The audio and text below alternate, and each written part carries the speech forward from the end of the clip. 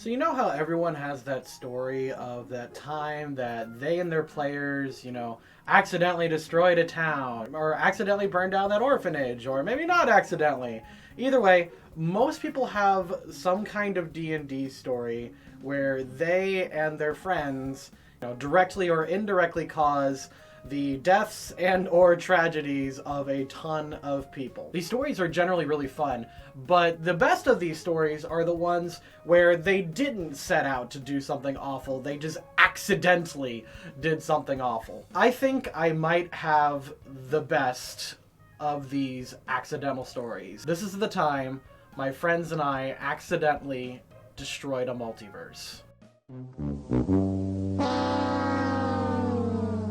So, in this campaign, we've been playing this for a while, and my friends and I took turns DMing. This time around, it was my turn to come up, and I didn't have an adventure planned. So I found one off of this homebrew website, and it was really, really cool. It was called Fire and Ice. Essentially speaking, the party gets hired by a red dragon to steal an orb from a white dragon. Now, a little bit of context here. Red dragons are like the worst of the evil dragons, and they're also the deadliest and the smartest, while white dragons are usually the dumbest and the weakest of them. By the way, the red dragon's name is like Torture. I can't remember his name. It's got some pretentious, dragon name, but he was nicknamed Torch. The white dragon's name was Arthur Maximus or something, but the party just called him Artie. But let's go ahead and introduce our characters real quick. Really, none of these matter that much. It was between me and my friends. My one friend was playing a sneaky rogue. My wife was playing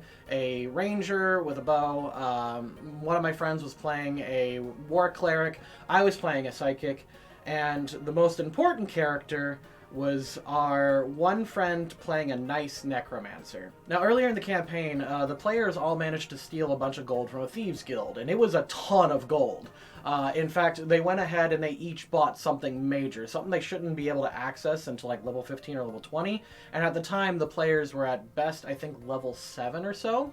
The rogue bought some special armor that helped him sneak, the war cleric bought some plate, my wife bought an oath bow, I bought a side crown of teleportation. The necromancer, however, spent all of his gold on a flesh golem. Now, if you don't know what those are, they're basically fancy zombies that are immune to magic, and they have a boatload of hit points, and they hit really, really hard. And he loved this thing. He named it Patches, and it was a fun little side companion. It was a good time. So fast forward a little bit. The adventure starts. We get teleported to this Arctic region by this red dragon. This red dragon says, okay, you have 3 days to go into this white dragon's cave, and you need to steal this special orb. Here's a staff. If you break the staff, it will teleport you back in front of me. If you don't do this, then I will kill you and everyone here. The party, who, like I said, is around level 6 to level 9 at the time, can't really, fight this thing at all. So they just accept the mission, and plus, that's the adventure. They're in the Arctic, why not do this? So anyway, the party starts adventuring forward, and we have a good time. We encounter these things called remoras. It became one of my favorite monsters ever. They go into these ice caves. They maneuver past all these traps and all these things. They go across this great big ice bridge. So we're near the end of Artie's cave, and the room before the final boss room was called the Trophy Hall. And the way this room was set up, it was a giant ice cave, and there were 9 icy pillars supporting this cave up there.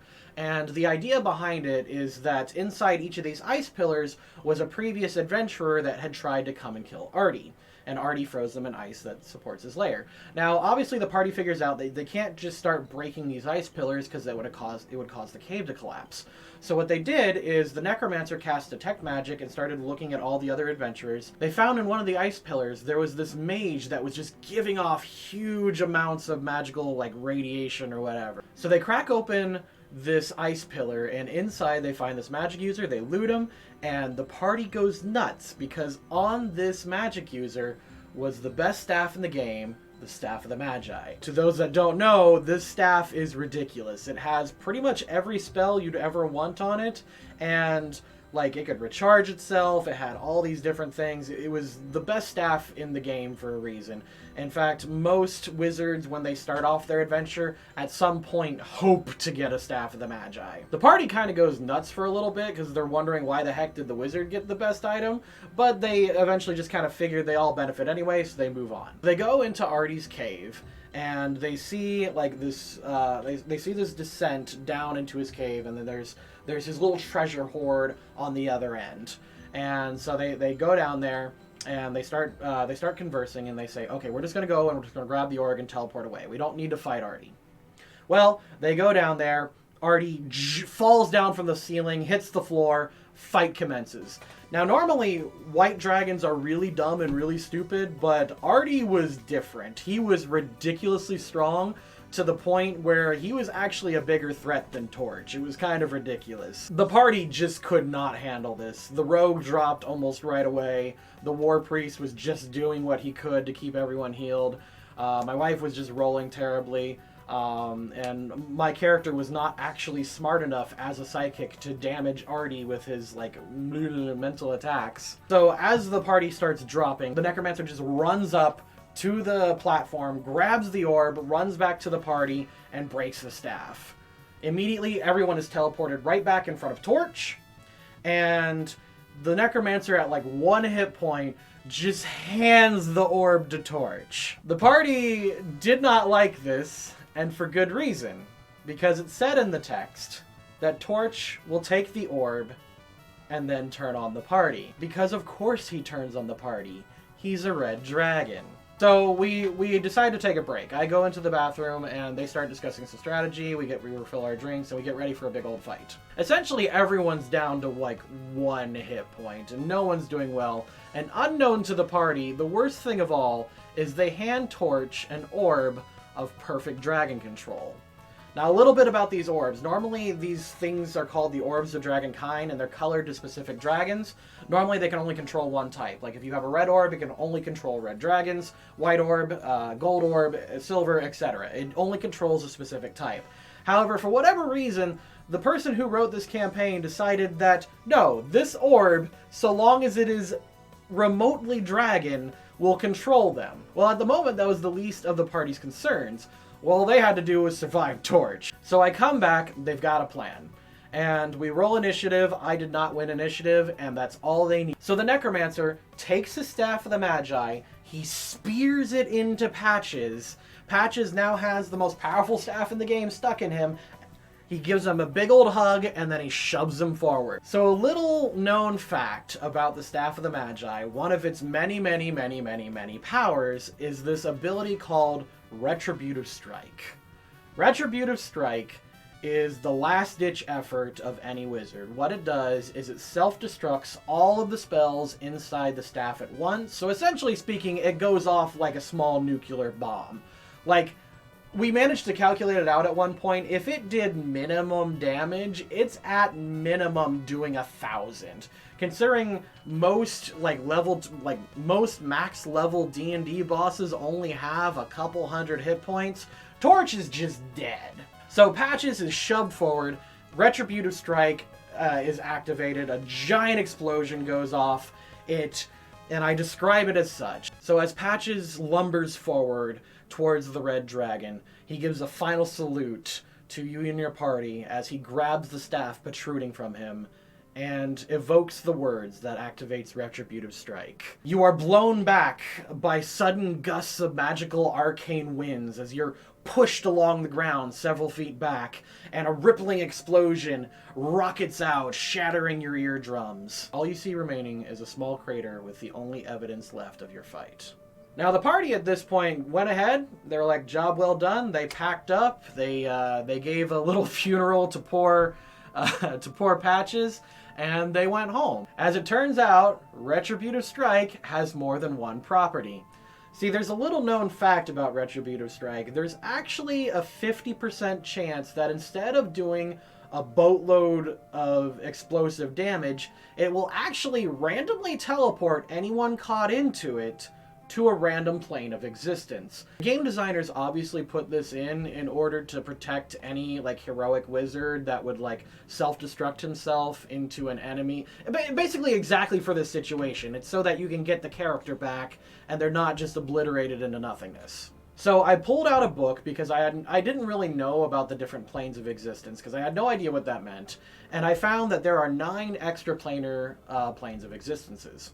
So I took a die, I randomly rolled it, and it turns out that no, Patches and Torch were not dead. Instead, they were teleported to the gates of the 7 heavens. Now, once again, I didn't know what the 7 heavens were. So I looked in another book that I found, and I wasn't sure how accurate this was, but according to this book, the gate of the 7 heavens is guarded by an ancient celestial dragon and his 100 elite golden dragon guard. Now, normally, this would spell death to pretty much any evil dragon. However, if you remember what Torch is holding, he's holding an orb of perfect dragon control, and he's now surrounded by a bunch of dragons. So I gave him surprise because I don't think anyone in existence would randomly expect, you know, a red dragon and like a flesh golem to randomly pop in front of you. I gave Torch the first move, and I had him roll. Now, normally the orb just, like, takes control of something. It doesn't even give him a chance, but I rolled a saving throw just in case, and the Celestial Dragon failed. And so did all the other gold dragons.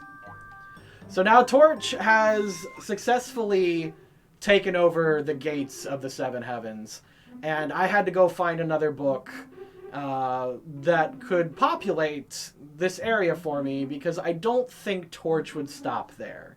His ego and his ambition seemed a little bit high just to stop at only 101 divine dragons. So we looked into it, and it turns out heaven's full of good dragons. It's the land of lawful good, I believe, and it just took control of all of them. Eventually, there's another character that can summon, like, everyone from heaven right in front of him. I think he's called, like, the Bookkeeper or something.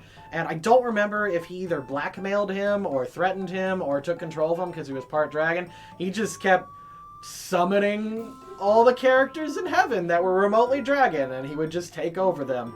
And so at this point, I think Torch just wins. He just beat heaven with this orb of perfect dragon control. And I'm just like, wow. That just happened. That just happened. So, I'm thinking, alright, so what does Torch do now that he's conquered heaven? Well, there's other dimensions, and lo and behold, hell is guarded by a 5-headed dragon. So, Torch goes to hell with his army. He captures Tiamat, like with a Master Ball, and he keeps going, and at this point, he's just the Energizer Bunny of dimension trashing. He's already got heaven, he's got hell, next is the abyss, and so on and so forth. Now, after this point in the campaign, I was DM a couple more times, and I kind of started dropping hints here and there that Torch was doing this. Like, I started saying, like, the stars were fading in the distance, and I started putting out, like, ill omens, that things were going bad in the astral planes. And I'm kind of... Even back then, I was known as the King of Foreshadowing. By the way, if you want to know where that title comes from, you can check out our Pokemon tabletop games up there. If you think I did a real good job at foreshadowing this stuff, you have no idea. I am way better at foreshadowing in those games. So, I start foreshadowing, or at least hinting, that the 9 planes were being destroyed or wiped out or taken over by something. The party did not know it was Torch, and they just kind of ignored all of my clues, thinking that they just had this epic adventure coming up. Now, I think this is actually one of the few campaigns I ever actually ended on my own terms. Most of the time, whenever most people do D&D campaigns, it ends due to just, unfortunately, the party and, like, the players just running out of time and life getting out of the way. This one, we ended, and we knew there was only one way to end this. At this point, I told them what Torch was doing, and I told them the logic of events, and they all agreed they were boned. Like, there was no getting out of this. So, I ended the campaign and this multiverse as such. The next time it was my turn to DM, we all got together, we just ordered some pizza, had some snacks, and I just said, you enter a field, you look up, and a golden gate yawns open in the sky as the people around you rejoice because you see multiple good metallic dragons just spilling out here and there, shining their light and glory upon this sinful world. But then, in a bit of confusion, people stop cheering as red and black and green other evil dragons come out of the portal and begin attacking everyone around with their gold allies. Descending from this portal atop a 5-headed dragon goddess is a familiar-looking red-headed man. You know this is not a man, but in fact a god. A red-headed warrior dragon god named Torch. And that's where we ended the campaign. In reality, we probably could have actually pushed this longer and longer. Really, this would have been an epic way to conclude it. Like, going past level 20, they're fighting literal gods as they have to, like, you know, beat Torch and take the orb from him and free the multiverse. It would have been really cool, but unfortunately life was just getting in the way, and we knew we had to end there. And really, is there any other way to end that? I think that's awesome.